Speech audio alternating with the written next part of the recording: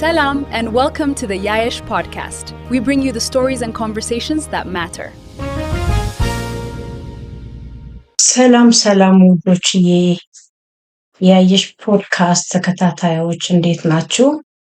እኔ በጣም ደህና ነኝ። ደግመን ዛሬ ተገናኝተናል። ዛሬ የምንወያየው ርዕስ ኃላፊነት የሚሰማቸው በራሳቸው የሚተማመኑ ልጆች እንዴት ማሳደግ ይቻላል የሚል ነው። ይህንን ርዕስ እንወያይ ሰፊ ርዕስ ነው። በርካታ ነገሮችን መወያየት ይቻላል በዚህ ርዕስ ላይ። ዛሬ በምንነጋገርበት አጭር አውድ ላይ ተነስተን መደምደሚያ የምንደርስበት ወይ ደግሞ የምንጨርሰው አይደለም። ለቀጣይ በዚህ ሙያ ዘርፍ ብዙ ያጠኑ ጥናቶች ያጠኑ ባለሙያዎችን ጋብዘን እያዳበርነው በየጊዜው የምንወያይበት ጉዳይ ነው የሚሆነው። ይህንን ርዕሰ ጉዳይ ስንወያይ በሀገራችን የልጆች አስተዳደግ ችግር አለው ማለት አይደለም። በሀገራችን የልጆች አስተዳደግ ላይ በርካታ ጠቃሚ የሆኑ ጉዳዮች አሉ። ጠቃሚ የሆኑ እሴቶች አሉ። ጠቃሚ የሆኑ ልምዶች አሉ። እርስ በራሳችን በመከባበር የጎረቤቶቻችን ልጆች እንደራሳችን በመውሰድ በማሳደግ ታላቆቻችን በማክበር አብሮ መኖር፣ አብሮ መብላት፣ አብሮ መስራት እና ሌሎችም በርካታ ሊጠቀሱ የሚችሉ ልምድ ሊወሰድባቸው የሚገቡ የሀገራችን ጠቃሚ የልጆች አስተዳደጎች አሉ። ስለዚህ ይህን ለመንካት አይደለም። ይሄ እንዳለ ሆኖ ዛሬ የምንወያይበት አውድ በሁሉም የሀገራችን ክፍል ወይም ደግሞ የሁሉም ቤተሰብ የልጆች አስተዳደግ የሚታዩ ክፍተቶች አሉት ማለትም አይደለም። በሀገራችን እንደሚታወቀው በከተማም በገጠርም ነው የምንኖረው። በተለይ የገጠሩ ማህበረሰብ አኗኗር አወቃቀር የቤተሰብ አወቃቀር ራሱ ልጆች ከልጅነታቸው በቤት ውስጥ ኃላፊነት እየተሰጣቸው የኃላፊነት ላይ እየተሳተፉ ያድጋሉ። በእርሻውም ላይ ልጆች ይሳተፋሉ። በእንስሳት ርቢውም ላይ ልጆች ይሳተፋሉ። አብዛኛው በገጠሩ የሀገራችን ክፍል በአካባቢያችን ያለው ክፍል ልጆች ከልጅነታቸው ስራ እየተሳተፉ እየሰሩ ነው የሚያድጉት። ይህንን አውድ ግን ማንሳት የወደድኩት አንዳንድ የከተማ ሁሉም ከተማ አካባቢ ማለት አይደለም እኔንም ጨምሮ ማለት ነው አንዳንድ የከተማ የልጆች አስተዳደግ ላይ ካለን ጥሩ ነገር ካለን ጠቃሚ ነገር ይጨመርበት ብዬ ያሰብኩት ነው። ይሄ ልናገር ያስቻለኝ አንዳንድ አካባቢ ካየኋቸው ልምዶች ከወሰድኳቸው ስልጠናዎች እና ልጆቼን ሳሳድግ ከማያቸው የነበሩ ነገሮችን በመነሳት ነው። ስለዚህ እኛ ወላጆች ልጆቻችንን እንወዳለን፣ እናፈቅራለን። ልጆቻችን ምንም እንዲነካቸው አንፈልግም። በተቻለ መጠን ተምረው ትልቅ ደረጃ እንዲደርሱ፣ ሐኪም እንዲሆኑ፣ አስተማሪ እንዲሆኑ፣ ኢኮኖሚስት እንዲሆኑ፣ ኢንጂነር እንዲሆኑ እንመኛለን። ግን በተጨማሪ የህይወት ክህሎት ላይ ምን ከወዲሁ ገና ልጆች በልጅነታቸው እያለ ምን ነገሮች ብናረግ ካለን ልምድ ጋር ከምንሰጣቸው ሌላ ያስተዳደግ ክህሎት ጋር ተጨማሪ ቢሆን ጠቃሚ ይሆናል የሚለውን ነው የምናነሳው። ስለዚህ ኃላፊነት የሚሰማቸው በራሳቸው የሚተማመኑ ልጆች እንዴት እናሳድግ ብለን ለማንሳት አንዳንድ ነጥቦችን ላንሳ። 12 የሚሆኑ ነጥቦችን አነሳለሁ። ለምሳሌ ልጆች ራሳቸው ስራዎች እንዲያከናውኑ እድል እንስጣቸው። ሁሉም ነገር ራሳችን አንስራላቸው ከማለት ነው። ኃላፊነት የሚሰማው ልጅ በአንድ ቀን አይፈጠርም። ወይ ደግሞ ልጅ ተጠብቆ 18 ዓመቱ ከሞላ ወይ ራሱ ከቻለ በኋላ ራሳቸው እንዲችሉ ልጆች መጠበቅ የለብንም ለማለት። ስለዚህ ኃላፊነት የሚሰማው ልጅ በአንድ ቀን አይፈጠርም። በራሱ የሚተማመን ልጅም በአንድ ቀን አይፈጠርም። እዚህ ባህሪዎች ከዚህ አንጻር ስናያቸው ትናንሽ ነገሮችን ጀምረው በየቀኑ እየገነቡት እያዳበሩት የሚሄዱና ስብዕናቸው ውስጥ የሚላበሱት ጉዳይ ስለሆነ ማለት ነው። ለምሳሌ ልጅ ራሱ ልብሱ እንዲለብስ መፍቀድ፣ ጫማው እንዲያደርግ፣ ካልሲው እንዲያደርግ። ለምን ሁልጊዜ እናቶች ወይም እህቶች ወይም አባቶች ይሄንን ያግዛሉ? ልጁ እድሜው ፈቅዶ ማድረግ እስከቻለ ድረስ ለምን ራሱ ልብሱ አይለብስም? ለምን ጫማውን አያደርግም? ለምን ካልሲውን አያደርግም? የራሱን እቃዎች ለምን አያስተካክልም? የራሱ ደብተር ለምን አያስተካክልም? ለምን ቦርሳውን ራሱ አያስተካክልም? እያለ እንደ የእድሜያቸው ደረጃ መስራት የሚችሉትን እንዲሰሩ እንፈቅዳለን ወይ? እድሉን እንሰጣቸዋለን የሚለው እስቲ ራሳችንን ጠይቅ። ስለዚህ ልጅ ከልጅነቱ ጀምሮ እነኚህ ትናንሽ የሚመስሉ ግን ጠቃሚ ነገሮች እንዲሰራ ፈቀድንለት። ልጁ ላይ ምን ይፈጠራል ነው? እኔ እችላለሁ። ልጅቷ ላይ ምን ይፈጠራል? እኔ እችላለሁ፣ እኔም ኃላፊነት አለብኝ፣ እኔ ራሴ ማድረግ እችላለሁ የሚለውን ከወዲሁ እየተማሩ እያዳበሩት ስለሚሄዱ ለቀጣይ ህይወታቸው በጣም መሰረታዊ ነገር ጥለን ነው የምንሄደው ለማለት ነው።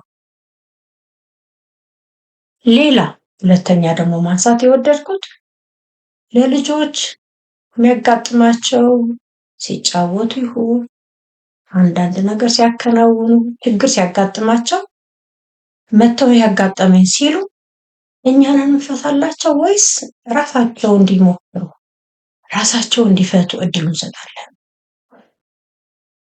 እስቲ ራሳችን ጠይቅ። ይሄ እንደዚህ ሆነበት፣ እስቲ ራስህ ሞክር፣ ምን ይመስላል? እንዴት ትፈታዋለህ? እስቲ ራስሽን ሞክሪ፣ እንዴት ትፈቸዋለሽ ብለን እድል እንሰጣቸዋለን። ቢሳሳቱስ እንዲሳሳቱ እድል እንሰጣለን። እንዲሞክሩ ደጋግመው እንሰጣለን።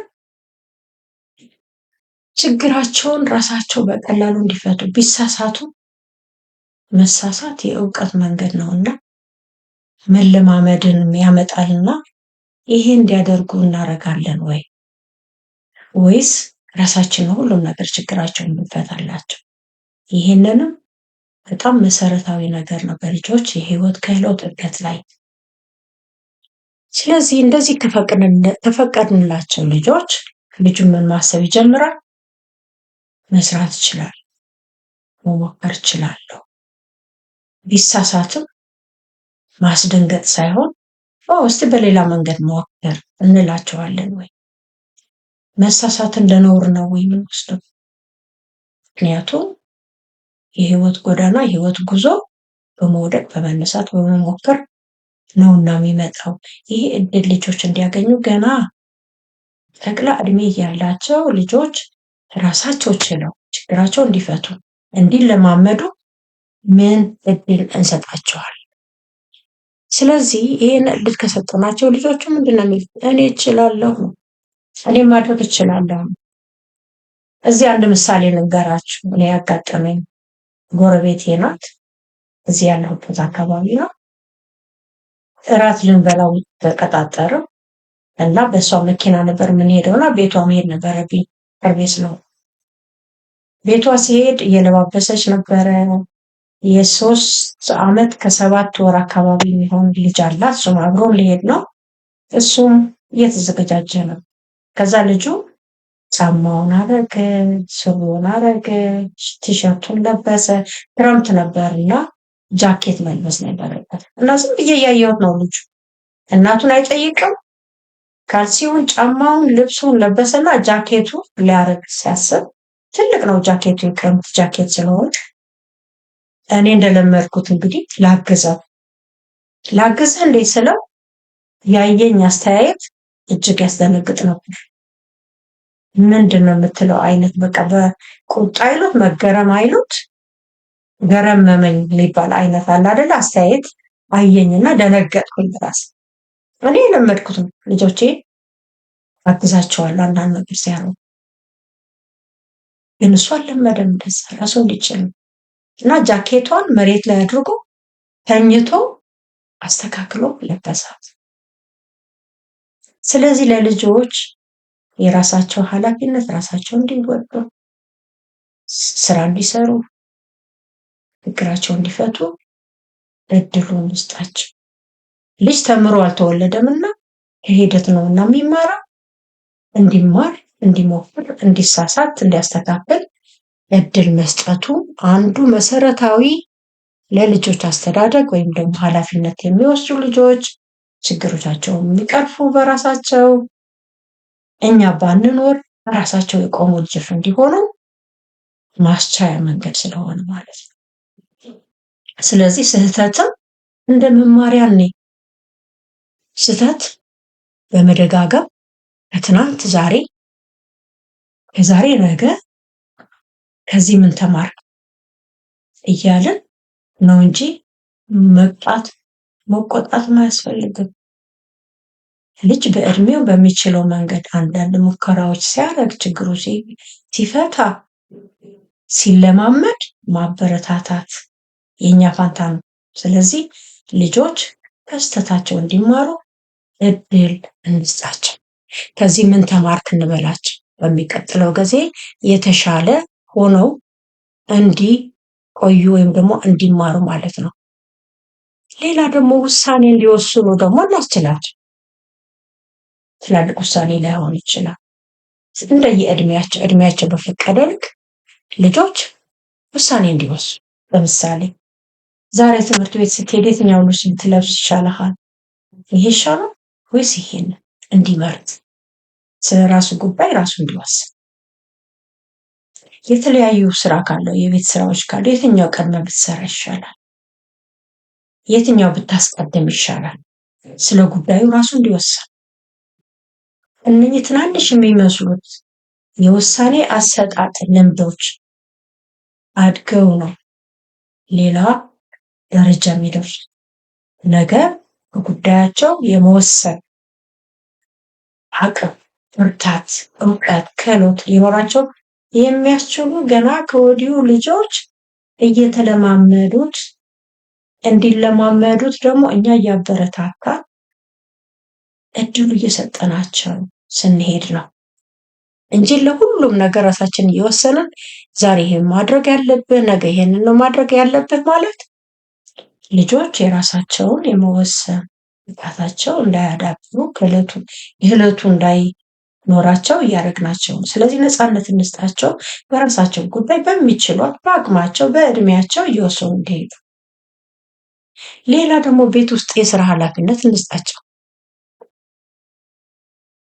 በሚችሉት በአቅማቸው እንደየአኗኗራቸው አልጋ ማንጠፍ ሊሆን ይችላል፣ መደብ ማንጠፍ ሊሆን ይችላል፣ ልብሶቻቸው ማጠፍ ሊሆን ይችላል፣ የበሉበት ዕቃ ማጠብ ሊሆን ይችላል፣ ጠረጴዛ መወልወል ሊሆን ይችላል፣ ሲሚንቶ ከሆነ መወልወል ሊሆን ይችላል፣ ጣውላም ኦር ምድር ቤትም ከሆነ መጥረግ ይሆናል።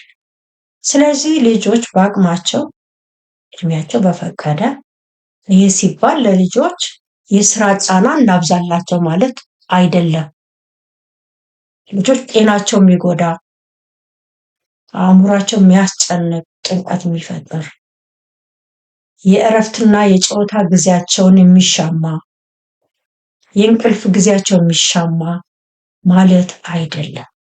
በአቅማቸው በተመጠነ ጊዜ የቤት ውስጥ የስራ ኃላፊነትም እንዲሰሩ እንዲሳተፉ ማስቻል መሰረታዊ ነገር ነው ለህይወት ለቀጣይ የህይወት ክህሎታቸው ለማዳበር ማለት ነው።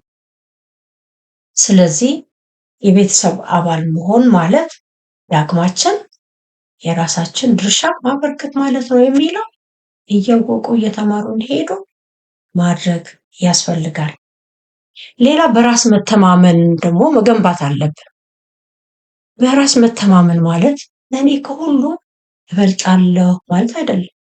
አንተ ትበልጣለህ፣ አንተ እኮ ፍጹም ነህ፣ አንተ እኮ አዋቂ ነህ ማለት አይደለም። እውነተኛ በራስ መተማመን ማለት ሁሉን ባለማወቅ መማር እችላለሁ የሚል ነው። መማር እችላለሁ፣ ቢሳሳትም እንደገና መሞከር እችላለሁ፣ ችግር ቢያጋጥመኝም መፍትሄ መፈለግ እችላለሁ የሚል የውስጥ እምነትና ብቃት እንዲኖረው ልጅ አድርጎ ማሳደግ የልጆች የራሳቸው በራሳቸው የመተማመን ብቃት ይገነባልና ማለት ነው። ስለዚህ ልጆቻችንን ስናበረታታ ውጤታቸውን ብቻ ሳይሆን ጥረታቸውንም ጭምር ትጋታቸውን ጭምር ለማድረግ የሚሄዱበትም ሂደት ጭምር ልክ ላይሆኑ ይችላል፣ ሊሳሳቱ ይችላል። ስህተቱ ሙከራቸው ነውና ትጋታቸውን እያበረታታ የበለጠ ነገር በሙሉ እምነት በራስ መተማመን የሚያጋጥማቸው ነገር በሂደታቸው ሁሉ እችላለሁ ማድረግ እችላለሁ የሚለው ራስ የመተማመን ብቃታቸው እንዲያዳብሩ ማበረታታት ያስፈልጋል። ሌላው በቤተሰብ ውስጥ ልጆችን ማወዳደር አናወዳድር። ልጆች ማወዳደር አይገባም። ልጅቷ ወይ ልጁ መወዳደር ያለበት ራሱ ነው። ትናንት ምን ነበር? ዛሬ ምንድን ነው? ነገ ምን ይሆናል? ትናንት ይሄን አድርገሃል፣ ዛሬስ ምን ታደርጋለህ? ትናንት ይሄ ተሳስተህ ነበር፣ ዛሬ ግን ይሄን አስተካክለሃል። ዛሬ ይሄን ጨምረሃል፣ ይሄ ብቃት ጨምረሃል እያልን እያበረታታ ነው እንጂ እገሌ ልጄ እኮ እንደዚህ ናት፣ አንተ ለምን እንዲህ አታረግ? እገሌ ልጄ እኮ እንደዚህ ነው፣ አንተ ለምን እንደዚህ አላረግም? እያልን ልጅ መኮነን ትንሽ ይመስላል፣ ግን ተጠራቅሞ ልጆች ላይ ስነልቦና የሚፈጥረው አልችልም እንዴ እኔ እኮ አልችልም ገሌ ነው ጎበዝ እያሉ ውስጣቸውን የያዙት ነገር እየተጨመረ ሲሄድ ልጆች ስነልቦና በራስ የመተማመን የመስራት ፍላጎታቸው እየገደለው ነው የሚሄድ። ስለዚህ ልጆች ከልጆች ጋር መወዳደር የለም። ወንድና ሴትም እንደዛ። እንግዲህ የቤት ስራ ኃላፊነት ስንሰጥ ለወንድም ለሴትም፣ ለሴት ተብሎ የተፈጠረ ስራ የለም፣ ለወንድ ተብሎ የተፈጠረ ስራ የለም። ሁሉም እኩል አቅማቸውና እድሜያቸው በፈቀደ ልክ መሳተፍ አለባቸው ልጆች፣ ወንድም ሴትም ማለት ነው። ስለዚህ ልጆችን ማወዳደር የለብንም፣ ወንድና ሴት ማወዳደር የለብንም። ልጆች እድሜያቸው በፈቀደ ልክ ስራ እንዲሰሩ ማንም ከሌላው ጋር ሳይወዳደር ከራሱ ጋር ከጎረቤት ልጆች ጋር እናወዳድራለን፣ አንዱ ከአንዱ እናበላልጣለን። ያ በልጆች ስለልቦና ትልቅ ነው የሚፈጥረው። ልጁ መወዳደር ወይ ልጅቷ መወዳደር ያለው ከራሷ ጋር። ስለዚህ ልጆች ከዛሬ ነገ፣ ከነገ ትናንት ምን ነበሩ ዛሬ ምን ሆኑ እያልን ከራሳቸው ጋር የራሳቸው መሻሻል እድገት እያበረታታ እንዲሄዱ ማድረግ ነው። ወንድና ሴትም እያለን ስራ እየመረጥ። እርግጥ አሁን ብዙ ነገሮች ተቀይረዋል። ቢሆንም ግን ያልተሻገርናቸው የወንድ የሴት እያለን የምንለይ ቤተሰብ አልፎ አልፎም አይጠፋም ከማለትም ይሄ አድጎ ወንዶች ላይ ትልቅ ጫና ይፈጥራል። እኔ አንድ ምሳሌ ልንገራችሁ። የቅርብ ቤተሰቤ ነው። ትልቅ ሰው ነው፣ ተምሮ ፒኤችዲ ያለው። በስራ አጋጣሚ ወደ ውጭ ሀገር ይሄዳል። እንግዲህ ወንድ ልጆችን ከልጅነታቸው የቤት ስራ ኃላፊነት ሁሉም አይነት ስራ ሙከራ ባለማድረጋቸው የሚመጣው ጫና ወይም ደግሞ ችግር ለመግለጽ ፈልጌ ነው። ይሄ ቤተሰቤ ውጭ ሀገር ለስራ ይሄዳል። ሲሄድ ሽሮውም በርበሬውም ቋጥሮ ነው ይዞ ይሄድ። ይሁንና ሽሮው መስራት አልቻለም። ስለዚህ ምን አደረገ? ደወልና ወደ ቤተሰብ ሽሮ እንዴት ነው የምሰራው ይላል። ከዛ ድስት ትጥዳለህ፣ ከዛ ሽንኩርት ከትፍና ትጨምራለህ፣ ከዛ ዘይት እንዲህ ታደርጋለህ፣ ከዛ ቀጥሎ እንደዚህ ታደርጋለህ። ሁሉ በየደረጃው ሽሮ ለመስራት የሚያስፈልግ ነገር በስልክ እየተነገረው እያማሰለ እየሰራ መጨረሻ ላይ ግን ያ ሽሮ አልሆነም፣ ገንፎ ሆነ። ገንፎ ሆነ። መመጠን አለበት። ስቴፑም ወይም ደረጃው ወይም ቅደም ተከተሉ መንገድ ብቻ አይደለም፣ መመጠንም አለ። እንግዲህ ቀላል የወጥ አሰራር የሚባል በሀገራችን ሽሮ። ከዛ መጨረሻ ላይ ገንፎ ሆነበትና ጥሎት ወደ ውጭ ሄዶ በላ። ይሄ ምሳሌ ያነሳሁት ለምንድን ነው? በአብዛኞቻችን በየቤታችን የሚታይ ነገር ስለሆነ። ስለዚህ አንደኛ ልጆች ስናሳድግ ልጅ ከልጅ አለማወዳደር፣ ሁለተኛ ወንድና ሴት ብለን አለመለየት፣ የስራ ኃላፊነትን የስራ ተሳትፎ ለሁሉ እንዲሳተፉ ማለት፣ ልጆች ከራሳቸው እንዲወዳደሩ ማለት። ልጅ ከወንድሙ ወይ ከእህቱ ወይ ከጎረቤት ወይ አንተማ እንዲህ ነህ እገሌ ግን ምን ያየኸው ነው ወይ እንዴት ጎበዝ ነው እያሉ ልጆች ማሸማቀቅን ሌላ ለልጆች እድገትና ጉዟቸው ላይ መሰናክል፣ የስነ ልቦና ጫና፣ እችላለሁ የሚለው ስሜትን የሚገድል መሆኑን ማንሳቱ ጥሩ ነው ብዬ አስባለሁ።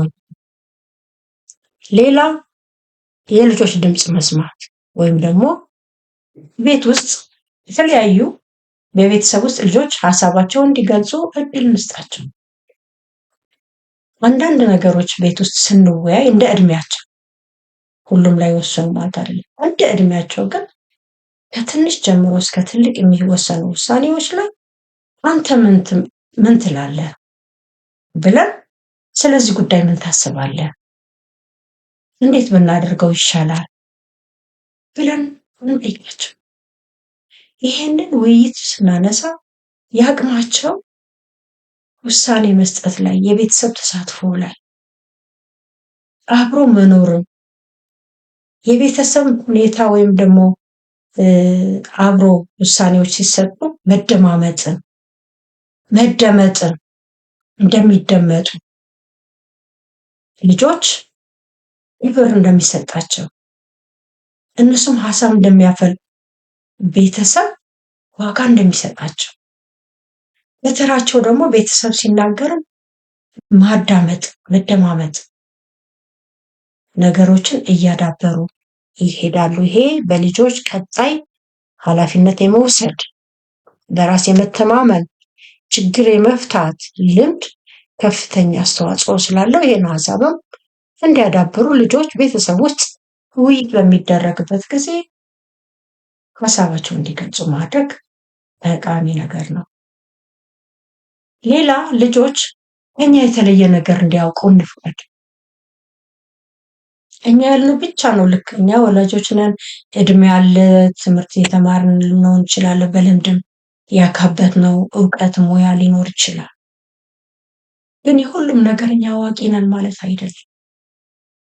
ልጆች በዘመናቸው በእድሜያቸው ተፈጥሮ በቸራቸው የራሳቸው የፈጠራ ሀሳብ ማፍለቅ እውቀት አላቸው።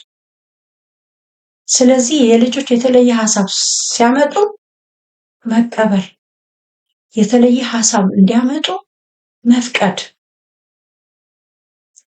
እንጂ መኮነን የለብንም። ስለዚህ ልጆች ከኛ የተለየ ሀሳብ እንዲያመጡ ወይም ደግሞ ከኛ የተለየ እውቀት ሲያመጡ መፍቀድ አለብን እንጂ ሁሌ እኛንን አዋቂ፣ እኛንን ትልቅ፣ እኛ ባልነው መንገድ፣ እኛ ባሰብነው ልክ ማሰብ አለባቸው ብለን የልጆች ያፈለቁትን የተለየ ያመጡት ሀሳብን መገደብም በራሱ በልጆች እድገት ላይ በራስ መተማመን ላይ ትልቅ ጫና ይፈጥራል። ስለዚህ ለልጆች ያመጡትን የተለየ ሀሳብ መቀበል፣ ልጆቻችን ማክበር አለብን። ሌላ ደግሞ ታዛዥ የሆነ ልጅ ብቻ ነው የምንፈልገው? እሺ እሺ የሚለን ልጅ ብቻ ነው የምንፈልገው ወይስ በተለየ መልኩ የራሱ ሀሳብ በራሱ ኃላፊነት የሚወስድ ስራውን ማከናወን የሚፈልግ በራሱ በአቅሙ ወስኖ እኔ እንደዚህ ነው ማድረግ የምፈልገው የሚለው ሀሳብ ይዞ ሲመጣ ልጆቻችን እንፈቅዳለን? ወይስ ይሄን አድርግ እሺ፣ ይሄን አድርጊ እሺ የሚለን ነው የምንፈልገው? እሺ ይበልጣል ከሺ ነው የምንለው? ምንድን ነው የምንለው? ስለዚህ ታዛዥ ልጅ ብቻ መፈለግ የለብንም። የማይታዘዙ ሲባል ከስርዓት የወጣ ለህይወታቸው የሚጎዳ ኃላፊነት የጎደለው ነገር ሲያደርጉ ኃላፊነታችንን ዘንጋ ማለት አይደለም። ግን የልጆች ደህንነትና ሁኔታ ጉዳት በሌለው መልኩ ልጆች በራሳቸው ውሳኔ ወስነው መስራት ሲፈልጉ እንፍቀድላቸው።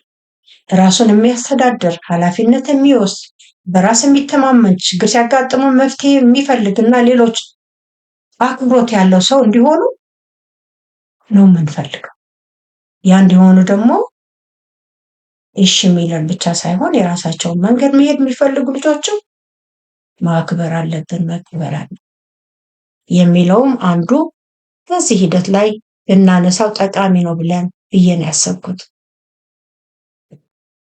ስለዚህ ልጆች በራሳቸው ነፃነት እንስጣቸው፣ በራሳቸው እንዲተማመኑ ማሳደግ ብቻ ማለት ብቻቸውን መተው ማለት ግን አይደለም። ነፃነት እንስጣቸው ማለት ፋሉን እንልቀቃቸው ማለት አይደለም። በእይታችን ውስጥ ሆኖ በእኛ ኃላፊነት ውስጥ ሆኖ ልጆች ለጉዳት እንዳይዳረጉ ከኛ እይታ ውስጥ ሆኖ ነፃነት እንስጣቸው፣ ኃላፊነት እንዲወስዱ እናድርጋቸው ልጆች። አለበለዚያ እኛ በቀደነው መንገድ ብቻ እንዲጓዙ ካደረግናቸው በዚህም ነፃነታቸው ከገደብነው ልጆች በራስ መተማመናቸው ችግር ሲያጋጥማቸው ችግር የመቅረፍ ችሎታቸው በቻሉት ልክ በእድሜያቸው ልክ ኃላፊነት መውሰድ የሚገባቸው ነገር ኃላፊነት እንዳይወስዱ እኛ ላይ ሸክም እንዲሆኑ እኛ ላይ ጥገኛ እንዲሆኑ እያደረግናቸው መሆኑ ደግሞ ማስተዋል የሚጠይቅ ነገር ነው ማለት ነው። ስለዚህ የወላጅ ዓላማ ልጆቹን ለዘላለም በእኛ እንዲመረኮዙ ማድረግ ሳይሆን አንድ ቀን በራሳቸው ላይ ተማምነው ህይወታቸው መምራት እንዲችሉ ማዘጋጀት ነው፣ እኛን ሳይፈልጉ ማለት ነው። ስለዚህ ከዛሬ ምን እንጀምር? ይሄን ለማድረግ ከዛሬ ጀምሮ እያንዳንዱ ወላጅ ልጁ ሲመለከት እነዚህን ጥያቄ ራሱን ቢጠይቅ ጥሩ ነው ብዬ አስባለሁ። አንደኛ ልጅ ራሱ ማድረግ የሚችለውን ነገር እኔ እንዳደርግለት ነው ወይስ ራሱ ነው ማድረግ ያለበት? ልጄ ችግር ሲያጋጥመው ወዲያውኑ እኔ ነኝ የምፈታለት ወይ ራሱ ነው የሚፈልግ? ራሱ ነው የሚሞክረው ወይ ቢሳሳት? ወይስ ትንሽ ጊዜ ሰጥቼ እንዲያስብ እፈቅድለታለሁ ወይ ብለን ራሳችንን ጠይቅ። ልጄ የራሱን ውሳኔ እንዲወስን ተገቢውን እድል ሰጠዋለሁ ወይስ ራሴ ስራ የለኝም ጊዜ የለኝም እኔ እሱን አልጠብቅም እሱን አላሳምምም እንዲህ አድርገው ብለን ነው ወይ የምንሄደው? ወይስ እድሉ ሰጥተነው ታግሰነው ልጁ የራሱ ውሳኔ እንዲሰጥ እና ነፃነቱን ሰጥተነው እንዲሞክር እናደርገዋለን ወይ? ልጄ ሲሳሳት ወቅሰዋለሁ ወይ? ከስህተቱ እንዲማር እረዳዋለሁ ወይ? ልጄ ከእኔ ጋር ሀሳቡን በነፃነት ለመናገር ይችላል? እኔ እኩል ተቀምጦ ሀሳቡን እንዲገልጽ ስሜቱ እንዲገልጽ የመሰለው ሀሳብ እንዲያፈል ነፃነት ሰጠዋለሁ ወይስ የልጅ ነገር ብዬው ነው የምሄደው? ይሄ ስል ግን በርካታ ቤተሰብ ይሄንን እያደረገ አይደለም ማለት አይደለም፣ ግን አንዳንዶቻችን እናደርጋለን ከሚል ነው እንግዲህ ሀሳቡ ይሄንን ያቀረቡ። እነዚህ ጥያቄዎች እስቲ ራሳችን እንጠይቅና ለልጆቻችን ምን ያክል ጥቅም እንዳላቸው ማየት እንችላለን። ስለዚህ ውድ የያይሽ ፖድካስት ተከታታዮች ዛሬ ያነሳነው ጉዳይ ወላጆችን ለመውቀስ አይደለም። የኛ ባህላችን ነው የልጆች አስተዳደጋችን ለመንቀፍም አይደለም፣ ለማሳነስም አይደለም። በርካታ ጠቃሚ የአስተዳደግ ስልቶች፣ ባህሎች፣ ልምዶች አሉ ደስ የሚሉ። ግን በተጨማሪ አንዳንድ የከተማ አካባቢ በተለይ የመንግስት ሰራተኛ የሆነው ቤት አጋዦችም ያሉን የሆነው ሞግዚት አለ እንደ ልጆች እያንዳንዱ ነገር የምታረግ ወይም እንደዚህ የመሳሰሉ አንዳንድ ቤተሰቦች ላይ ግን እኚህ ነገሮች ይታያሉ ብዬ ስለማስብ በእኔም ስላየሁት ነው ይሄን ማነሳው እንጂ በሀገራችን ብዙ ጥሩ ልምዶች አሉ። ጥሩ የሆኑ የልጆች አስተዳደግ አለ። እነኚህ እንዳለ ሆነው ግን እነኚህ ነገሮች ብንጨምር ጠቃሚ ይሆናል ከማለት ነው። ስለዚህ ያሉንን ውድ እሴቶች እያከበርን ልጆቻችን ለወደፊት ህይወት እንዴት በተሻለ መንገድ ማዘጋጀት እንችላለን የሚለው በጋራ ማሰብ ጥሩ ይመስለኛል። እናንተስ ምን ትላላችሁ? እንደ ወላጆች ልጆቻችን መርዳት እንፈልጋለን፣ መጠበቅም እንፈልጋለን፣ ለነሱ የተሻለ ነገር ሁሉ መስጠት እንፈልጋለን። ይህ የወላጅ ፍቅር ነው። ሁላችን የምንፈልገው ነው፣ የምናረገው ነው። ግን ከዚህ ጋር አንድ ጥያቄ እንጠይቅ። ልጄን ዛሬ እየረዳሁት ለዛሬ ብቻ ነው እየረዳሁት ያለሁት ወይስ ለነገ ህይወቱ እያዘጋጀው ያለው?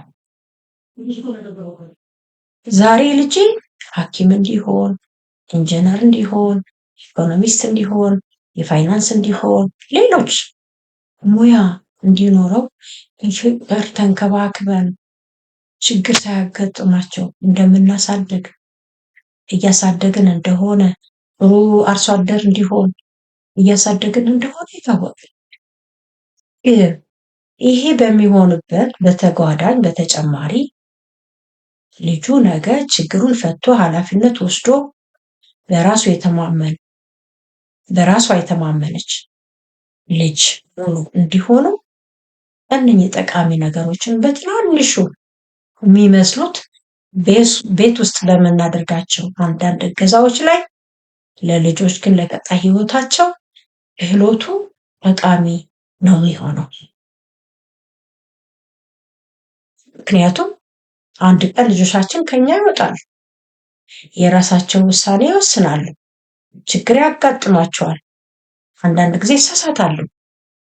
ስለዚህ ይሄ በሚሆንበት ጊዜ ልጆቻችን እኛን ሳይፈልጉ እኛ ከጎናቸው ባንኖር ራሳቸው እንዲቆሙ ግራና ቀኝ ሳይሉ ማንንም ሳይጠብቁ ራሳቸው እንዲችሉ ለማድረግ ለህይወታቸው ጠቃሚ የሚሆነው በራስ መተማመንን፣ ኃላፊነት መውሰድን፣ ችግር መፍታትን ከትንሽ ጀምሮ እንጂ 18 ዓመታችን ከሆነ በኋላ አይደለም። ኃላፊነት የምትሸከም ልጅ ለማሳደግ በየቀኑ በየዕለቱ ከሚደረገው ክንውኖች ድምር ውጤት ነው። ችግር መጋፈጥ፣ ችግር መፍታትም መጨረሻ ላይ የሚመጣ ሳይሆን ራሳቸው ከቻሉ በኋላ የሚመጣ ሳይሆን በየዕለት ተዕለቱ ከሚደረገው እንቅስቃሴዎች ልጆች በየቀኑ የሚማሩት ድምር ውጤት ነው። ስለዚህ ከወዲሁ ለልጆች ጠቃሚ የሆኑ ነገሮች ግን ትናንሽ የሚመስሉ ኃላፊነት መስጠት፣ በነፃነት ሀሳባቸውን እንዲገልጹ ማድረግ፣ ችግሮቻቸው ራሳቸው እንዲቀርፉ ማድረግ፣ ቢሳሳቱም ሊደጋግሙት ከተሞክሯቸው የተሻለ እውቀት እያካበቱ እንዲሄዱ ማድረግ እችላለሁ እንዲል በራስ መተማመንን እንዲያጎለብቱን ለራስ መተማመን የሚጠቅሙ ነገሮችን እንዲያጎለብቱ በየቀኑ የምናደርጋቸው እንቅስቃሴዎች በጣም በጣም ጠቃሚ ናቸው የሚሆኑት። እንደዚህ አድርገን ካሳደግናቸው ልጆች እኔ እችላለሁ፣ እኔ መሞከር እችላለሁ፣ እኔ ከስህተቴ መማር እችላለሁ፣ እኔ ኃላፊነት መውሰድ እችላለሁ የሚል እምነት በውስጣቸው እንዲገነባ ረዳናቸው ማለት ነው። ምክንያቱም ዛሬ የምናሳድጋቸው ልጆች ነገ ኃላፊነት የሚሰማቸው፣ በራሳቸው የሚተማመኑ፣ ችግር ፈቺና ለራሳቸው ሆነ ለማህበረሰባቸው ጠቃሚ የሆኑ አዋቂዎች ይሆናሉ።